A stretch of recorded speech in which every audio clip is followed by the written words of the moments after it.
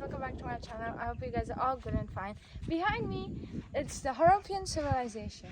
As you can see behind me, there are 3 waves, meaning 3 stages of water filtration. Over there, back there, there's one pond which is filled up with water, and then it comes to another pond. Because when it rains, it has a lot of impurities like sand and many more insects. So first it goes from that from one whale to another whale, and then from there it comes here. And this water is clean, it's pure to drink up. So that's how they purified water in these days. And behind me there are huge mountains. And this Harappan civilization is all about water drainage systems. And yeah, and we also took some photos for some cities, so you could see after we finish this video. So bye bye, take care, see you in the next video.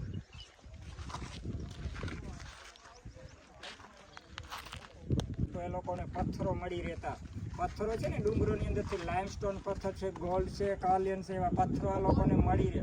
પછી એની અંદરથી એ લોકો મોતીઓ બનાવતા, મોતી કે ને મણકા બનાવતા, માળાઓ, મુદ્રાઓ. પછી એ લોકોને પોલિશ કરવા માટે મશીનરી કે શેપ આપવા માટે પથ્થરો છે એની ઉપર ઘસાઈ એટલે એની શેપ મળી રહે.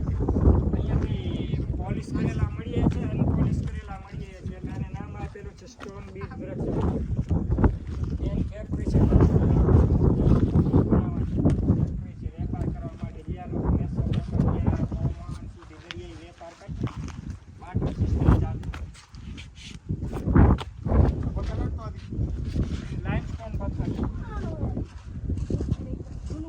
સિટી નાઈ લે એવડું બનાવે એ લોકો. કેમ કે સિંધુ નદીને કિનારે તો ધોળાવીરા છે ને તે વરસાદ આધારિત સિટી હતી. નાનું એ લોકો સ્નાનાગાર બનાવ્યું. સીધું સામે જે કૂવો દેખાય ને ત્યાંથી અંડરગ્રાઉન્ડ આ નાલું કનેક્ટ છે. સામે ત્યાંથી પાણી ખેંચીને અહીંયા નાખે ને એટલે આની અંદર પાણી આવે. ઉપરની જે ચેનલ દેખાય ને આપણે ક્રોસિંગમાં બનાવીએ એ લોકો. ક્રોસિંગમાં બનાવીએ એટલે પાણી છે તે સ્પીડથી આવે. લાસ્ટ જ્યાં સૂકું ઘાસ દેખાય ને ત્યાં લોકો એક પથ્થરની ડ્રેનેજ બનાવેલી છે, નાની પથ્થરની છે. એટલે એ લોકોને શાવર થાય ને એની નીચે એક પથ્થર મૂકેલો છે. સીધા એની નીચે બેસી જાય, એમના માથા ઉપર પડે એટલે પાણી સીધા એ લોકો સ્નાન કરી શકે. અને આનું ઢાંકણું પણ યુઝ થઈ ગયો છે વેસ્ટ પાણી કાઢવા માટે.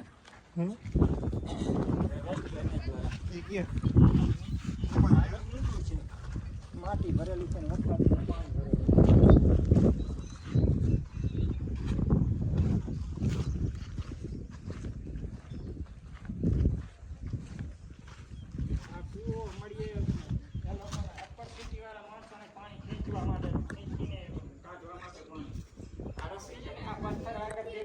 પથ્થરની ઉપર કટિંગ જેવા નિશાન દેખાય રસીના માર્ક્સ બની ગયા. લોકો અહીંયાથી પાણી ખેંચી આગળના જે પથ્થર છે, આગળના પથ્થરને આગળની તરફ જે નિશાન જોવા મળે આપણને કટિંગ જેવા છે. 3000 ઈસવીસન પ્લાસ્ટિક તો હતી ને પછી આ લોકો ઘાસની રસી બનાવે. 2-3 દિવસ પાણીમાં પલાળીને મૂકી દે, પછી એની ઘાસમાંથી રસી બનાવે. આખા માર્ક્સ બનેલા છે 1, 2, 3, 4 બે જાય. અહીંયા એવા 2 લોકીઓ મળી છે. બંને બાજુ લાકડા ઉભા કરવાના. આપણે ગામડાઓ છે ને કોસ ચાલતો આવ્યો રામ જેવો રામ આ રસ્તો છે જાનવરને ફેરવવા માટે 250 એકર. એમાં જો એ લોકો ચોખ્ખું કરવા જવા માટેનો રસ્તો છે. ચોખ્ખું કરવા જઈએ લોકોની છતો છે ને ઘાસની છતો રહે, પછી એની અંદર માટી આવે, કચરો આવે, મેન ડ્રેનેજ બ્લોક ના છે એટલે લોકો ચોખ્ખું કરવા માટે